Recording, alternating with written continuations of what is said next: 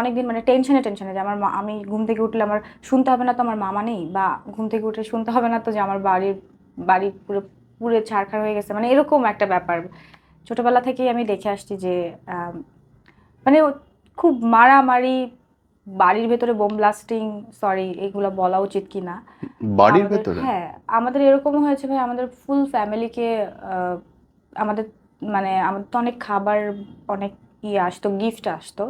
তো এরকম আমাদের বাড়িতে যারা গৃহকর্মীরা ছিল অনেকেই কাজ করতো তখন আর কি। তো আমরা তাদেরকে না দিয়ে কিছু খেতাম না আমরা।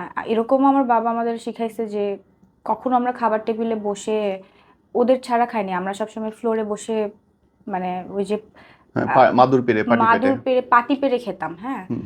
আর ওইখানে আমি, আপনারা জানেন কিনা জানি না, কিন্তু আমি একদম গ্রাম থেকে, আমার বাড়ি কিন্তু একদম গ্রামের আমার বাড়ি ভেতরে। একদম গ্রামে, আমার বিদ্যুৎ গেছে হচ্ছে 2000 সালে আমার বাড়িতে। হ্যাঁ, তো আমরা কিন্তু একেবারে মফস্বলের ওখানে আহ, ভিক্ষা করতে যেত অনেক হ্যাঁ, ভিক্ষুক ছিল।